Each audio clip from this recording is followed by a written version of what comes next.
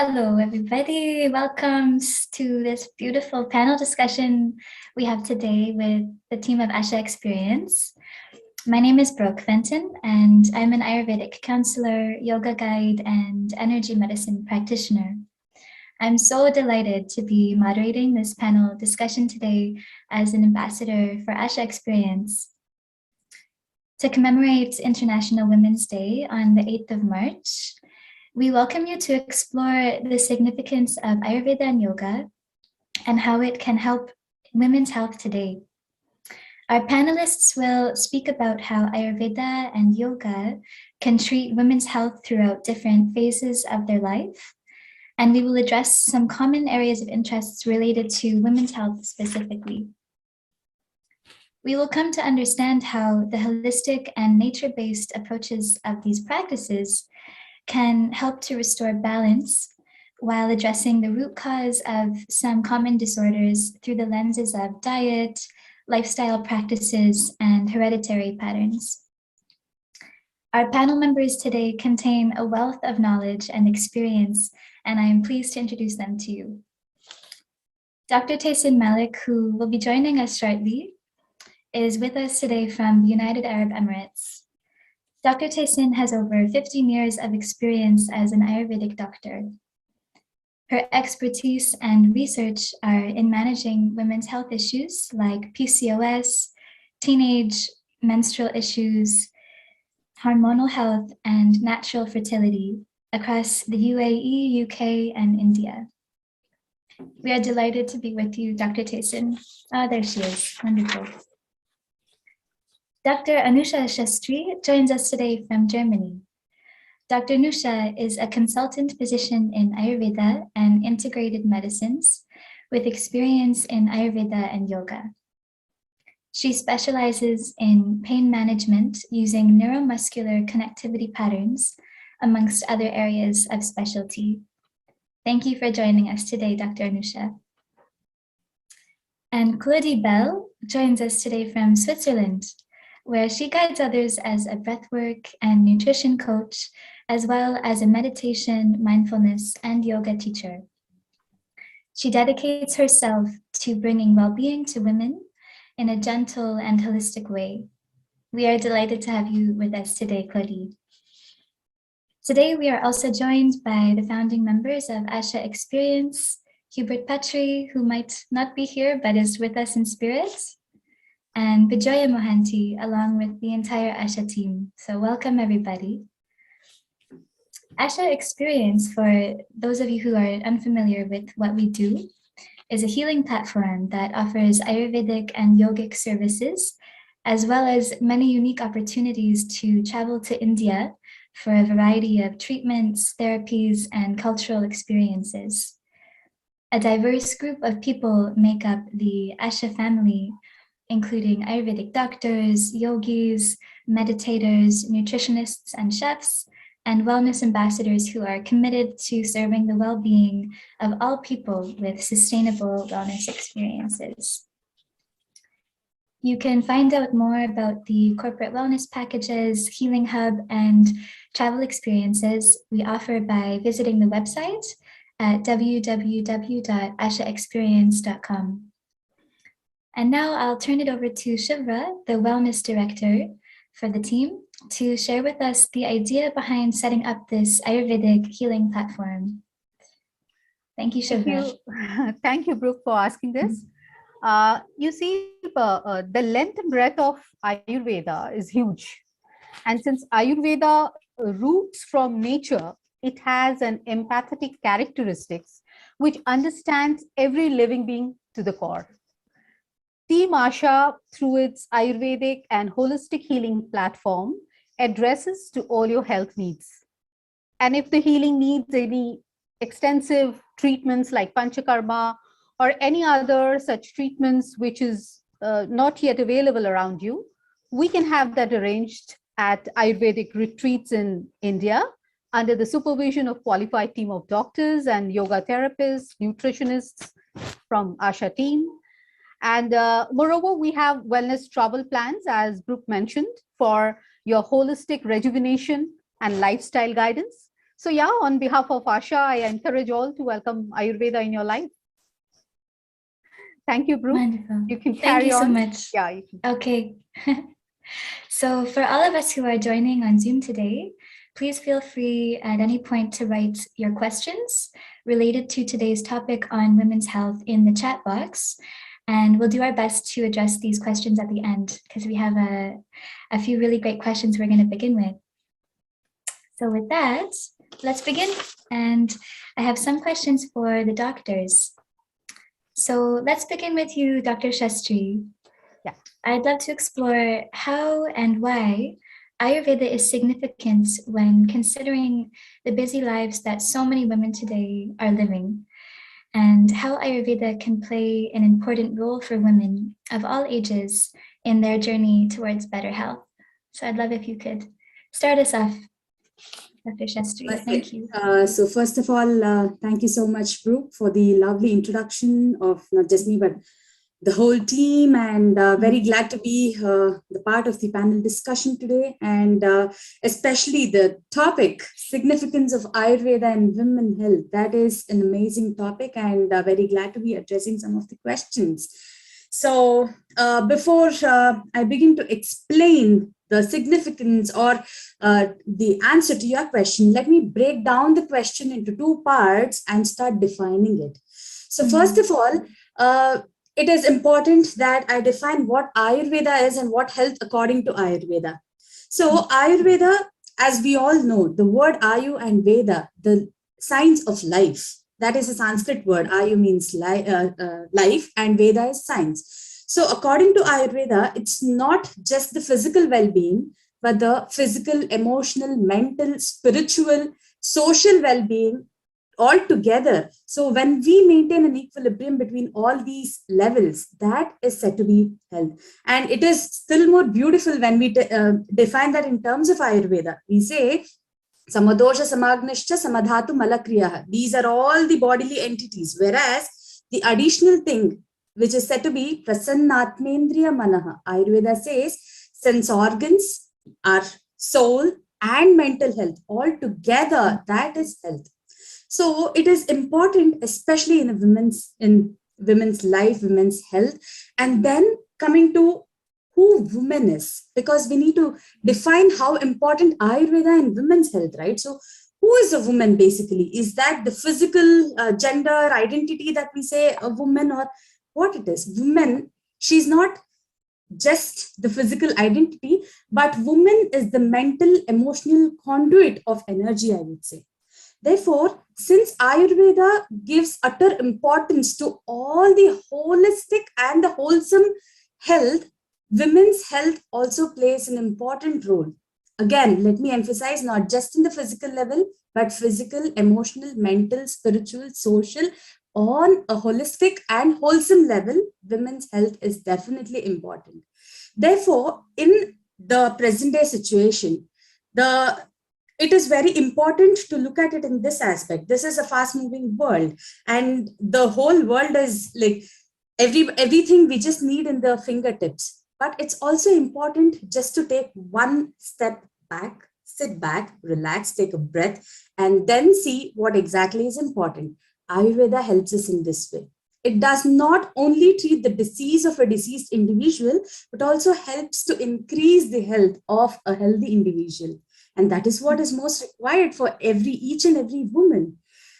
That's why, for example, if we say, let us break down the life, the cycle of a woman's life into 2-3 parts, starting from before menarche, from birth till menarche, and from menarche till, let's say, pregnancy, the fertile period, and then coming to menopause, the life after that. So at every single part, Ayurveda so beautifully has defined so many regimes that is to be followed, not just in a pattern that it is general and universal, but Ayurveda has the general rules as well as it has customized personal set of regimes. So the seasonal regime, daily regime, what is good, what is to be avoided, the contraindication, and the conducive things, non-conducive things.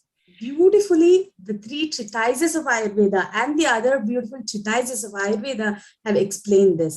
So, yeah, I think while we are speaking today and we address so many questions, the upcoming questions, we'll speak more about it. Wonderful. Thank you so much for this beautiful introduction to what Ayurveda is, and also speaking to its holistic nature, because we are holistic beings. And I think this can be easily forgotten for so many of us in today's world, that we're more than just the physical body, right? And that we go through different phases of our lives. And in those phases, we require specific protocols and regimens for care.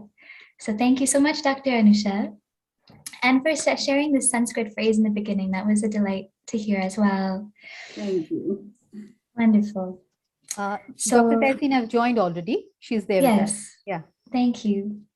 So I have a question for you, Dr. Tessin. Ayurveda approaches wellness through simple and effective daily practices or regimens as tools to cultivate harmony within. Let's look at some of the daily regimens for women through different phases of life, like we were just speaking about, and understand some helpful guidance for each phase, as well as things to be mindful of incorporating and also of not doing, like you were saying, Dr. Shastri, in each of these life phases.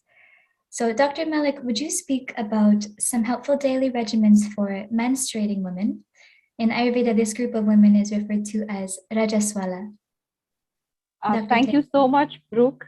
Thank you very much for a beautiful introduction to Ayurveda and women's health. And thank you, Dr. Anisha, for a very beautiful insight of classical Ayurveda that is present for women of that time and today. And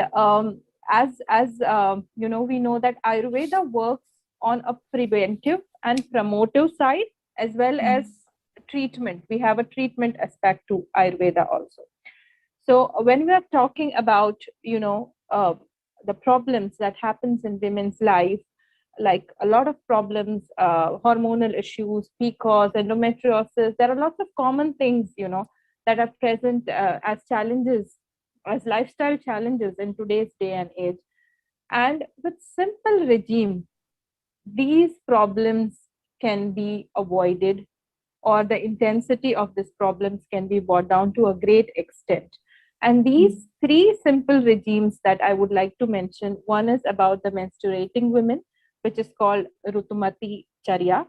The other part is when the women moves to the next part is the pregnancy. So basically it's called Garhini in Ayurveda. So that's Garhini Paricharya, and then we have Sutika.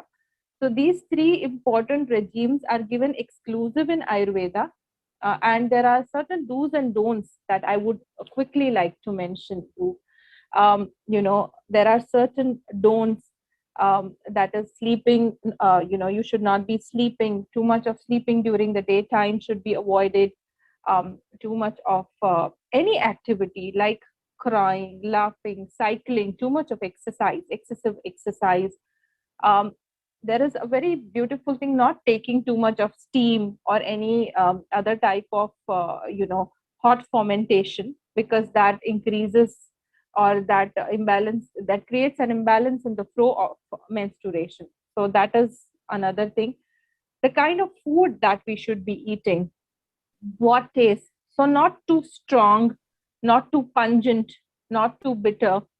These are the foods that should be avoided during the menstruation, and if they are taken, it should be taken in a smaller and like a palatable quantity. The other thing is very important is avoiding coitus. These days a lot of young girls, they need education on how to have menstruation hygiene. So Ayurveda speaks a lot about menstrual hygiene. What are the practices? Ayurveda says eating light food during menstruation is good because that creates a lot of positive energy in the body. And then the activities like I have mentioned are given. Then there are certain beautiful herbs that can be consumed during this phase, like Ashoka, Ashwagandha, Lodra, Shatavari, Shatapushpa. All these are beautiful herbs given in Ayurveda, which can be consumed during this phase in form of decoction, in form of powders, under a care of an Ayurveda doctor. And this will help a young girl or any women to prevent many upcoming problems with her health. Mm. So this is about the menstrual regime. And then I would be really interested if Dr. Anusha can put some light on the Garbhini part, or the pregnancy care. Thank you, Dr. Tehsin. All the points that you mentioned are extremely important, especially the part where you said the overindulgence leads to many of the disorders. That is something we have to be very careful these days, because one thing, intentionally or let's say unintentionally, that all of us indulge is stress. So many of the activities, the day-to-day lifestyle, be it sedentary or overactiveness, both the things, both extremes.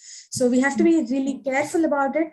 And as Dr. Tehsin rightly mentioned, it is the Rajaswala or the menstruating phase, then only that can lead to the next phase. The Garbhini Charya or the other phase, puerperal woman or the Sutika Charya, that can only happen when we take utter importance, utmost care during the menstruation phase.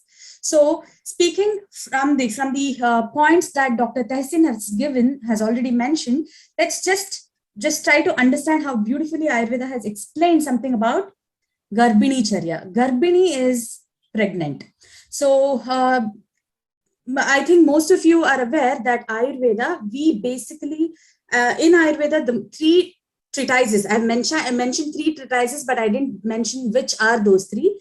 We concentrate on these three books, treatises. I mean to say it's a huge collection of books and Sanskrit verses. So it is Charaka Samhita, Sushrutha Samhita, and Ashtanga Hridaya, that is, or Ashtanga Sangraha.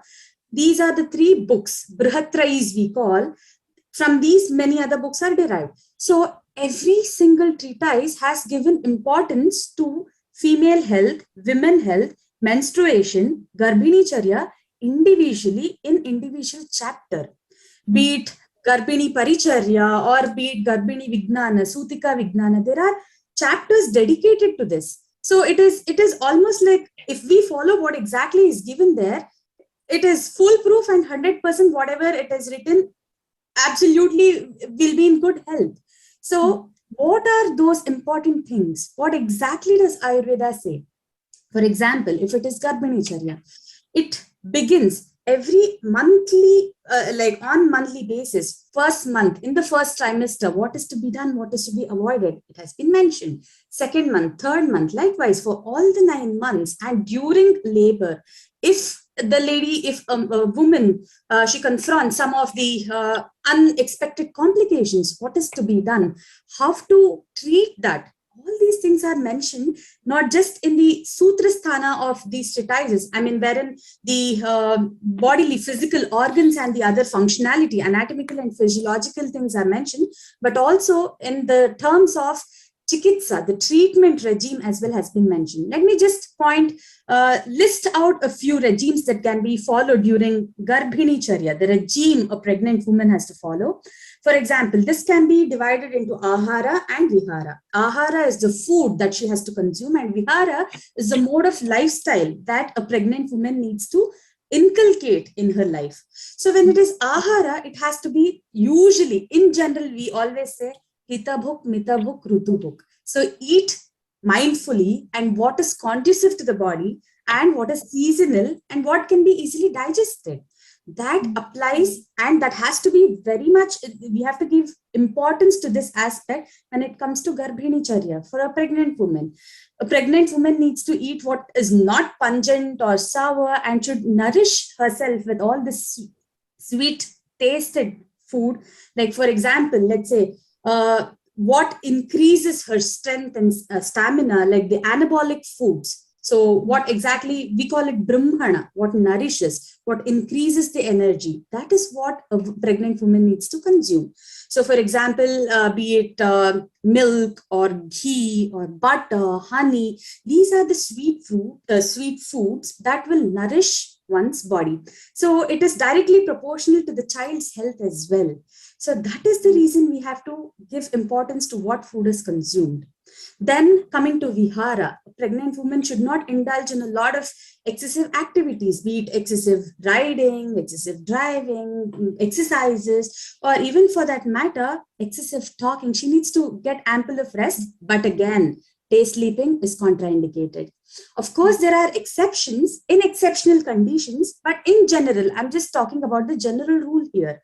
Because again, Ayurveda is beautiful and it is customized, as I told you, and depends upon individual prakriti, the body constitution. But as a general rule, sleeping during the day is contraindicated.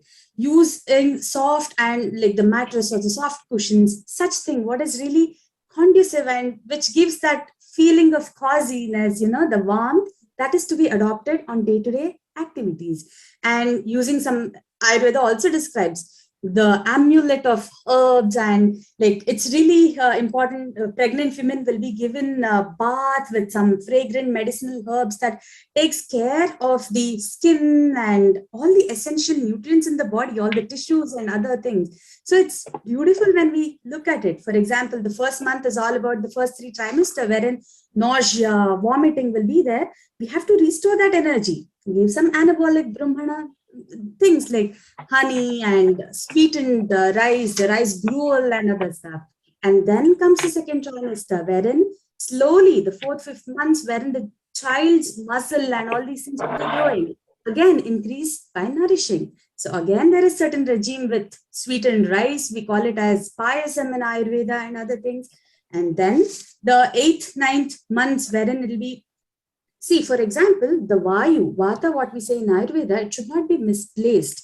So that's the reason to restore all these elements. We give some medicated irrigations and medicated, we call it as Pichudarana Kriya, and we have Basti, the enemas, the retention enema, which are conducive to the body, does not increase Vata, as well as helps the process of labor as well. So this is something that has to be kept in mind. Of course, giving importance to the psychological well-being. There shouldn't be any sort of grief or sudden shock or any sort of strain over the mind and body as well. So all these things are absolutely mentioned point by point in Ayurveda. So this itself shows how important it is to follow Ayurvedic regime. I would like to request Dr. Tessin to show some light about Sutikacharya, the purpural woman. Dr. Tessin, thank you so much for this beautiful answer. And Dr. Tessin, if I could just ask you to answer in a few sentences, just in the spirit of time, so we can continue moving on to the questions. We'd love to hear a little bit from you on Sutika, and then we'll move on. Thank you. Sure.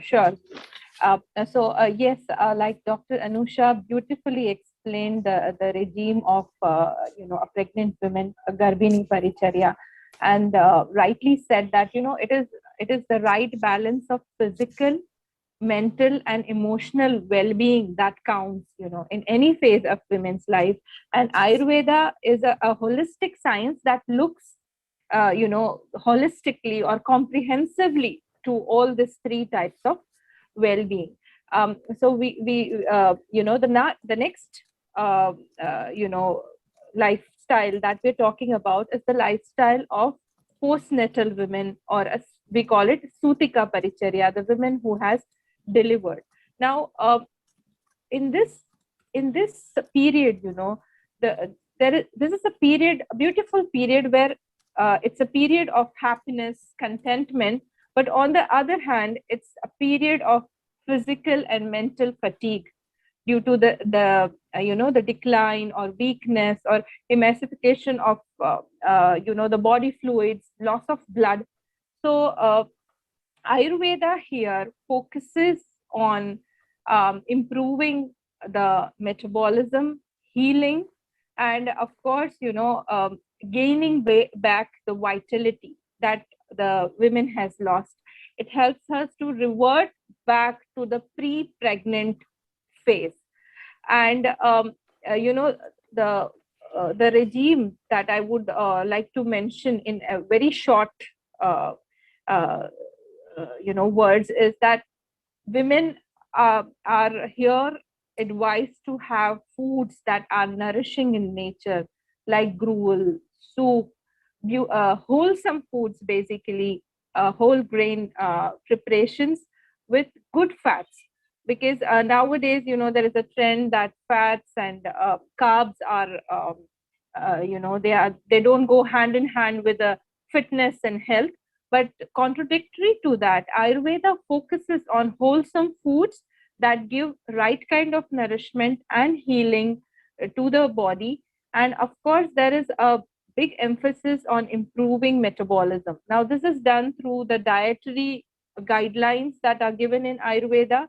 There are certain panchakarma therapies that are conducted for this postnatal women, like abhyangam, like svedana, fermentation, that helps her body to relieve the retention and the kind of stress that she has gone through, and to go back to the healthy state.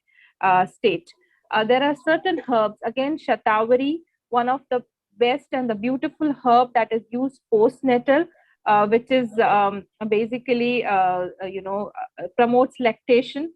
Fennel, Dhanvantaram yogas with oils and kashayams. These are, some exclusive yogas that are given for women who are postnatal. And these help women to go back to her pre-pregnancy state, heal, and actually, come back to the normal life, normalcy. So this is about Sutikacharya, Brooke. Adding to the Sutikacharya, may I? If so, even what is to be done, Dr. Tessin beautifully explained what is to be followed, and Ayurveda also mentions about nowadays the point of concern is post-surgical, if it is cesarean section or something, the cesarean belly, C-section belly and other stuff. Ayurveda also addresses these things. Therefore, Sutikacharya, when we follow properly, even such complications wouldn't be there. So, true. Yes, absolutely right, Dr. Nisha.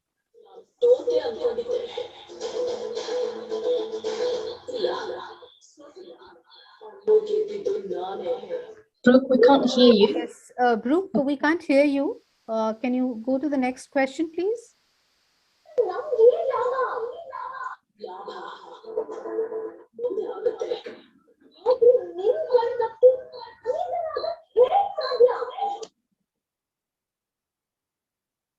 Yeah. Okay. Can I ask the next question? So you can. You need to de-link yourself, please, and then join back. That would be better.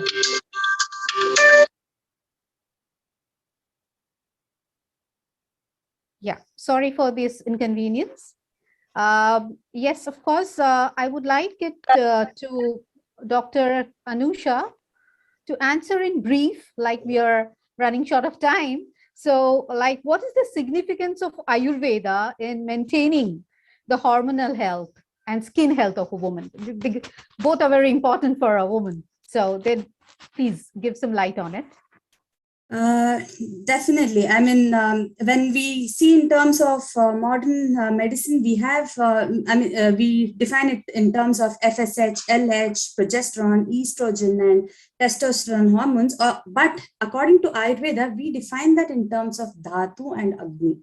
So according to Ayurveda, it is all about the tissues. We have Sapta Dhatus, and every Dhatu has its function, and whatever we eat, that has to be assimilated, and the Shukra Dhatu, what we say, the reproductive tissues are the last ones, and the whole body is to be nourished. Only then there won't be any sort of imbalance in terms of hormones, as well as the first Dhatu, the Rasa, when Rasa and Rakta, the lymph and the blood and the other following tissues are in its complete health, then it is seen on our skin. So we have to take care of there are certain regimes that we can follow. Like, for example, the regular daily regime and seasonal regime, eating right food according to season. It's not fine when in extreme winter, if we eat some ice cream, right? It works the same way. So then we'll be spoiling our health. In turn, that probably it's a vicious cycle. When that is lost, probably our mental health is not in its right frame, and then that comes back to it rotates back to hormones. So Correct. Hormonal health and skin health, they are interrelated and very much dependent upon the reproductive system. So estrogen, progesterone, these are the hormones that are very much regulated in the female reproductive system. And to take care, for example, mitahara we say, so the conducive food, what we eat. So that shouldn't be excessive, extreme sour, extreme spicy, but in an optimal level, and mindful eating. When it comes to vihara, we have to integrate certain practices. The sister science of Ayurveda, practicing yoga, that will definitely keeps our hormones in check. So using these things and integrating simple techniques and integrating the daily and seasonal regime is the key to take care of hormones. And we have many of the Ayurvedic combinations and herbs, and we have many things that we can do on daily basis, be it using Shata Pushpa or just massaging the body with Bala Taila. These things takes care of overall health. When we have to concentrate on specific hormones or specific problems, it has to be done under the guidance of a very qualified Ayurvedic practitioner. Because if we just give out some of the herbs or other formulations, we'll be misguiding. So that's not right. Certainly, but there are so certainly. many formulations that can be adopted in balancing. So I think Dr. Tehseen would be able to give some more points on the same idea. Yeah, I would like to know it Yes. from Claudia also, like what is the perspective of yoga in it, of hormonal health and skin health? What Claudia would like to say? Does it add to it?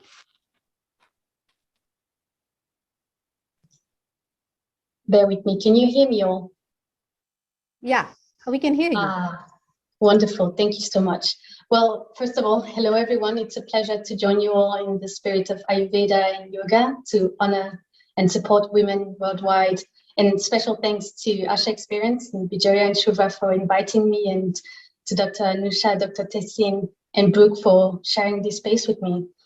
Yes, definitely. So one of the things that I appreciate about yoga is that several practices, if not most of them, are supportive of women's hormonal health, and they are so accessible, and there is a great variety of choices, right? So I think specifically of asanas, for example. So asanas, pranayama, which is conscious breathing, and meditation, right? So in terms of asanas, I like, for example, twists, inversions, back bends, forward folds, core work, right? They stimulate the blood flow, the organs, the glands as well. And you even get special, spinal care, I would say. And, for example, I like Surya Namaskar, sun salutation. I like Malasana, the yogi squat. I like Balasana as well, child's pose. So this is very soothing for women also who are menstruating, and it just induces a certain relaxation in the body, right? So you can also choose to practice pranayama, right? Where many studies have shown that slow, deep, diaphragmatic breathing is one of the body's strongest self-healing, soothing tools, right? So, and in my own practice, when I want to relax, I do samavriti, the even breath. I also do nadi shodhana. I love it. This is alternate nostril breathing. And I even use the sound of ujjayi, by making like a ha sound at the pit of my throat. And it further stimulates the vagus nerve, which is, it makes up about 80% of our parasympathetic nervous system, which is our rest and digest mode, right? I also find meditation extremely helpful for women's hormonal health, right? So it is now a well-known, powerful tool. It lowers cortisol, it lowers the adrenal levels, it restores the hormonal balance as well. So, and for that specifically, as exercises I like visualization, and people can do that as well. Sometimes they don't really know what to do. I like to imagine myself sitting by a lake, on a quiet, windless day, which is really nice. But I also do chakra meditation, or I watch the natural flow of my breath, right?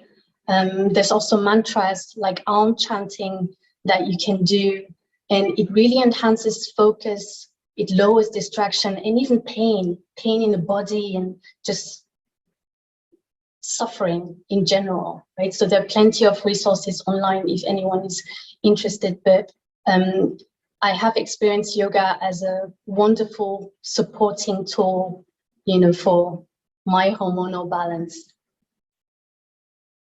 Thank you, Shubhra. Thank you, Claudie, for your inputs. Can we, unfortunately, Brooke is having certain technical glitch with her mic. So I'm continuing. I have the questions ready. So it goes to, it's another important thing. Like, I would like to know it from Dr. Tehseen about can you, if you give an importance of Ayurveda in women's sexual life? Thank you, Shubhra. Thank you for the question. And yes, as much as this question or this issue is taken for granted, but this is of immense importance, because every woman at some point of time and for a longer period of time deals with this kind of issues on day-to-day levels.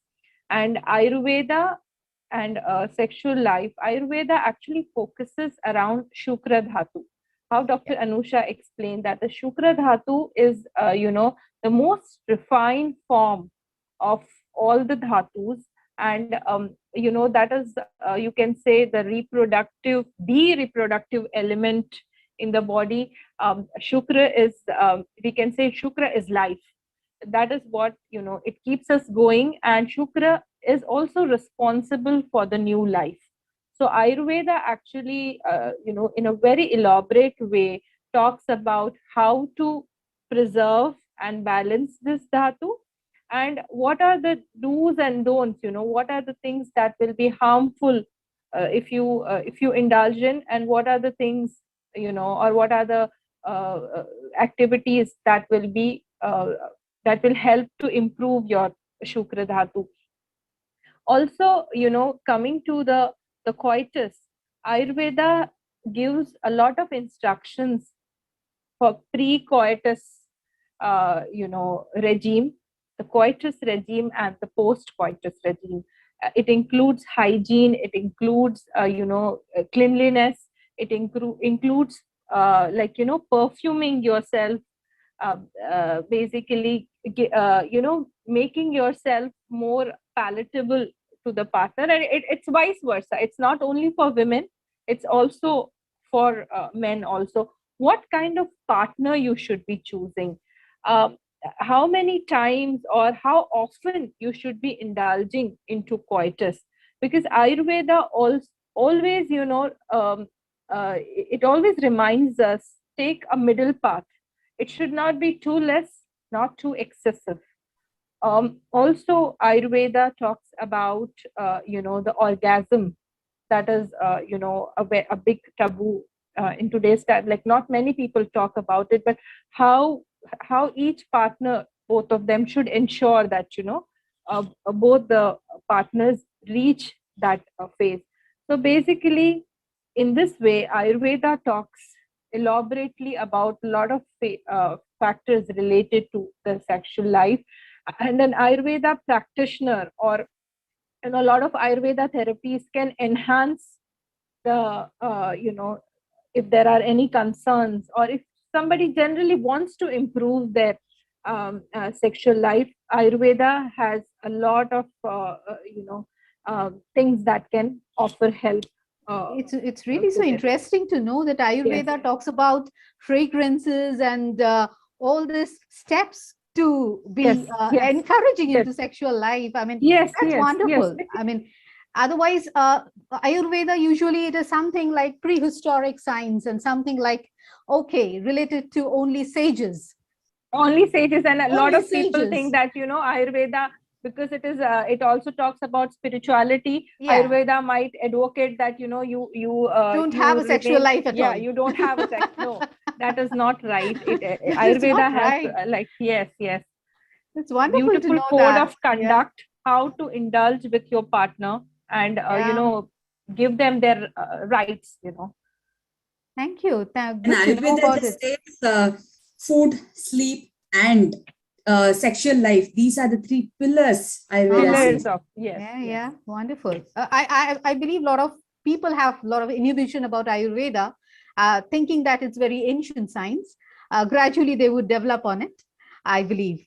So yes, next I would like to ask this, that in fact, this a question I would like to put to all of you, all the panelists here. What is the reason that a lot of women are yet to accept Ayurveda in their life? I think it has a relation with the previous question. So yes, Anusha, if you can please talk about a little brief about it. Thank you, Shuvra. Like the main misconception, just now Dr. Tehseen said, they usually in the world, they think Ayurveda is all about just being sages and other things. But Ayurveda, there is a misconception, it is religious. Ayurveda is spiritual. There is a big difference between being spiritual and being religious. Ayurveda advocates spiritualism and not religious things, first of all.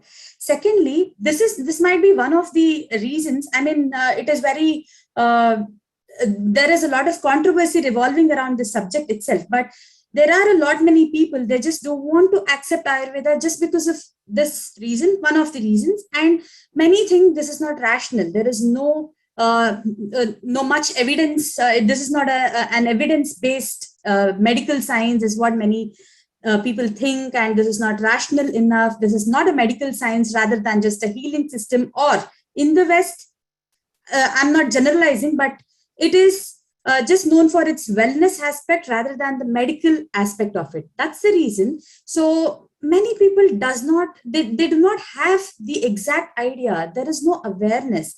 I would say it's not the fault, but gradually it is also picking up. For example, Asha has been doing immensely well. So the promoting of Ayurveda in its authentic form is really important. And one more thing, why many of the women are not ready to accept this is because they think it is tedious. It is too much to follow. It is like a norm. How do we follow all these things? How do we inculcate? It needs a lot of time and I do not have time. This is the mindset. But it is all about integrating. It's not just during pregnancy or just during when we have the problem, I'll just follow it. No, when we can adopt small things every day, like smearing oil to the joints, it just does good. Ayurveda does not harm anybody if we follow that. Of course, even if we don't harm and then cause problems, again we come back, Ayurveda embraces and helps us. Therefore, it's not about what is wrong or I'm unable to do, but it's just about time management and integrating that. So we are just failing in understanding the authenticity and that flexibility of Ayurveda. It's regional, rational. It's not just Indian thing. It can be followed universally. So we just have to go by the principles of Ayurveda. So understanding that makes it beautiful. So yeah, let's all try to follow Ayurvedic lifestyle. So what's your take, Claudie, on it? On the questions? Yes, I definitely agree with Dr. Anusha here. And also I think that Ayurveda isn't rooted, let's say, as in Western society yet. So that people do think of it as a very superficial kind of science, right? So there needs to be more depth in knowledge and also more bandwidth, right? So, and I think it involves as well speaking with, other health practitioners who are not coming from the Ayurveda space, just also to, open the conversation, right? So, and I think that a lot of people, they just, when they don't know something, they're sometimes blocking out a little bit, right? So I think that is what is happening with Ayurveda a little bit at the moment. And especially, And I do feel that in yoga as well, right? So, and for me, I always recommend people to explore yoga and Ayurveda with a curious, open mind, right? So to try different things and see what's most suitable for them, right? So I think you can start, like Dr. Anusha said, you can start with the smallest, easiest, manageable exercise, right? So just putting oil on your joints, just do it regularly.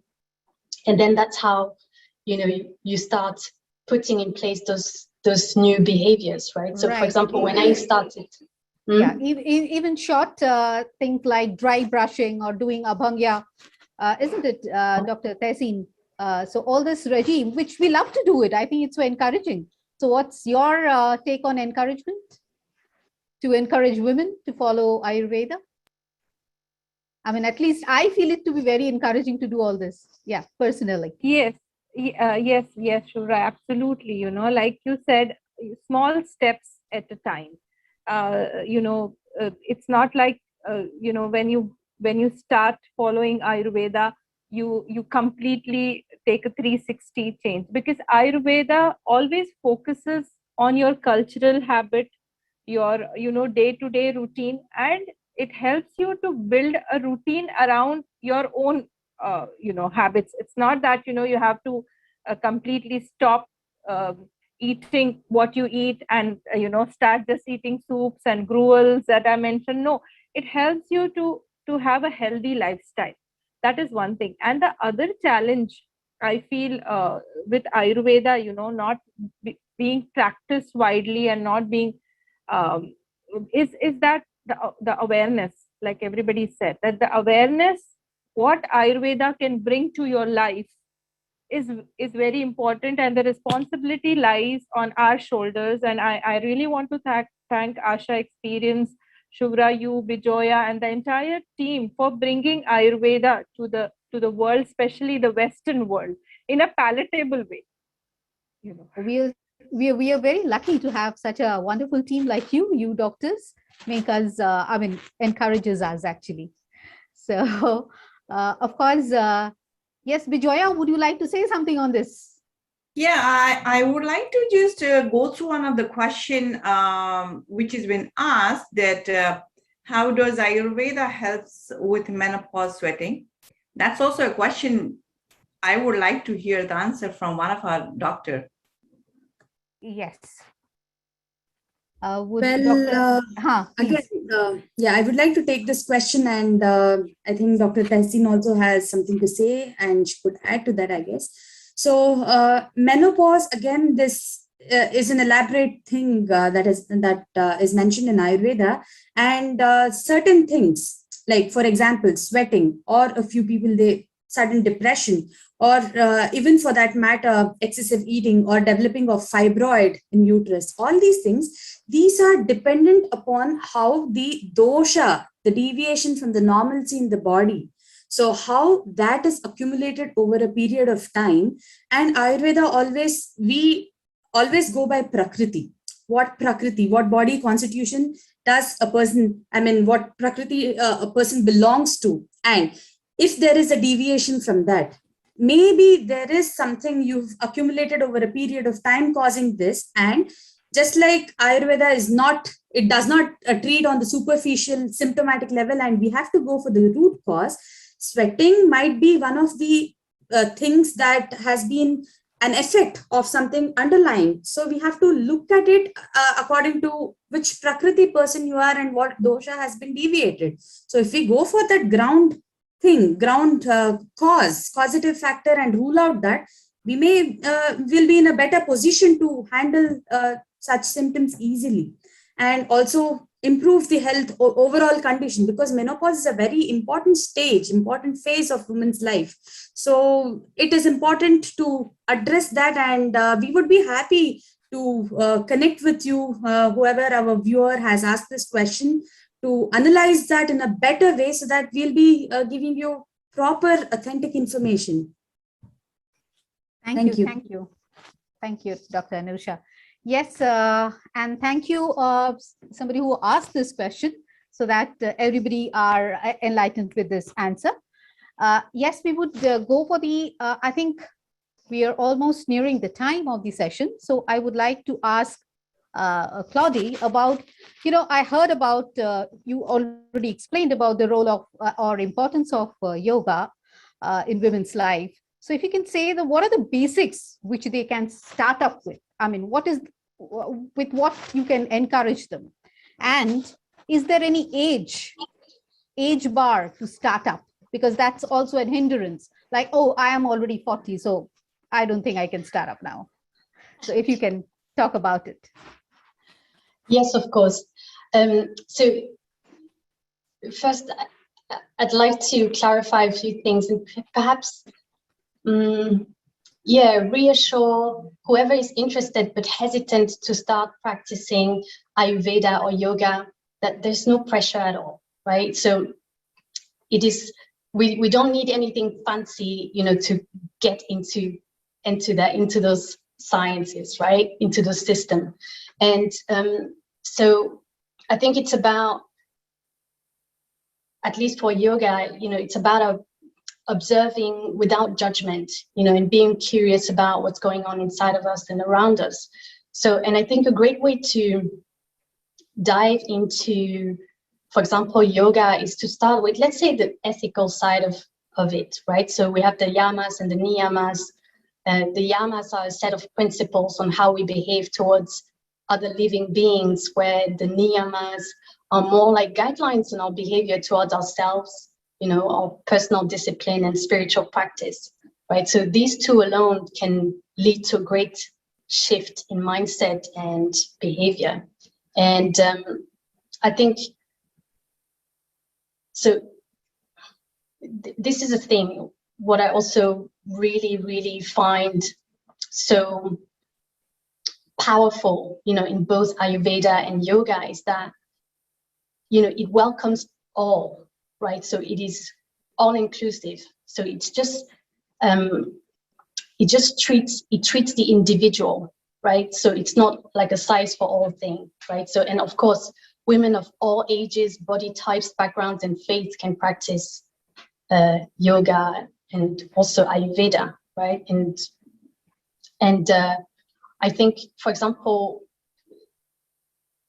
elderly women, right, in yoga, they will find a way for them to nourish themselves as they need to, in a way that serves them, right? In yoga, they will have, for example, restorative poses where, they're not able to do anything dynamic anymore. So, but they'll always find something for them, right? Same for pregnant women. There is prenatal and postnatal yoga.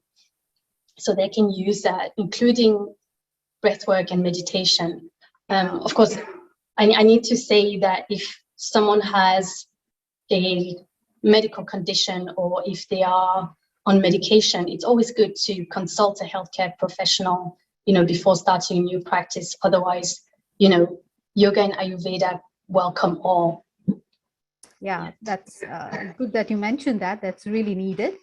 And there is one question from the audience that if you can talk about PCOS and PCOD, which is very common nowadays, I think we can take this question. And what would be the main cause and how to prevent or revert it back? So if Dr. Tehseen can answer to this, please.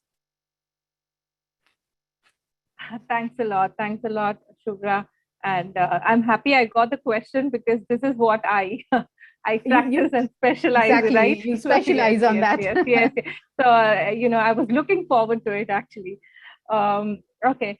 So PCOS, PCOD is explained in Ayurveda.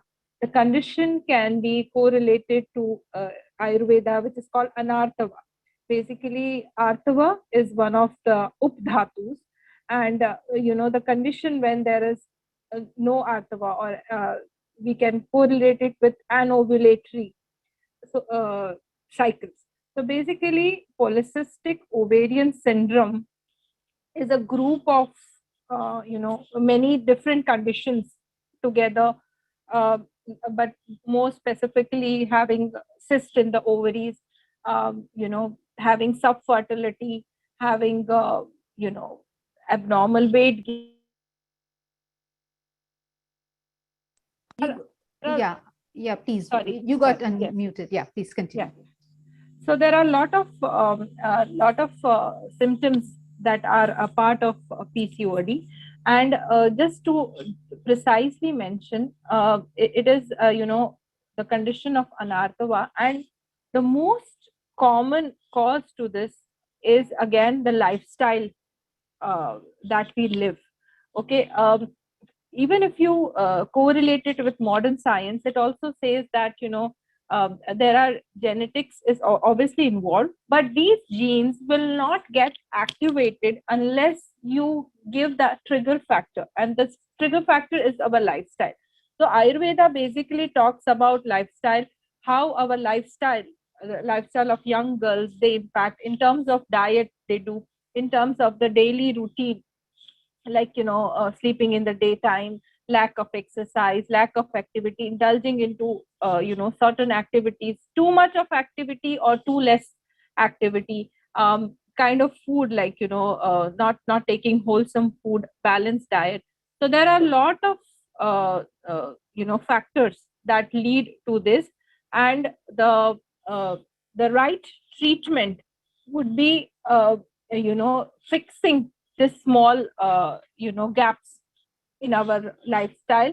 And of course, Ayurveda for this condition has again a beautiful bunch of herbs, therapies that can be inculcated in this treatment regime. Thank you, Shubhra. Thank you so much. Thank you. So I don't see any more questions from the audience here. I think we have got a gist of what Ayurveda is and how important it is in our life, in women's life, in everybody's life. But when we are talking about women today, so we are talking about women. And of course, it needs a lifestyle advice. And that advice need to come from an expert advice. So, of course, we would say that wherever you want to show up to a doctor, go to an expert, take an advice. Of course, you can come, join us, ask Asha. Asha team is always there to help you out. Even if you have any queries, just drop a question. We will definitely address to that. And our doctors, our team of therapists, healers, yoga therapists, we have entire integrated system. So no worries. Even some extensive treatment, if it is required, we do take care of that. So please get in touch with us, and hope, and every month we would be doing, we have already started doing this kind of events, and we would be doing more with our team of doctors and therapists and healers to give you more insights about Ayurveda. Yes, and thank you for joining here to encourage us. Thank you so much. Thank you so much, Shubhra. And I would like to thank you, Yubei. Thank you, Yubei. You were not well, I heard, but still you are with us to encourage. Thank you so much. And since you're not well, I didn't ask you to speak something today. Otherwise, of course, we would have said that. And yes, if you have any questions from the audience, you can write back to us. We have the email address in our website. Please get in touch with us. Thank you for being here. Thank you, Brooke. No worries. Thank you, Brooke. You tried joining, but I took your role. Next time you would do it. Yeah. Okay. Thank you. Thank you. Thank you so much. Yes, we would upload it, this entire event, if you want to review it in our page, so you can see that. Thank you. Thank you so much. Thank you for joining. Namaste.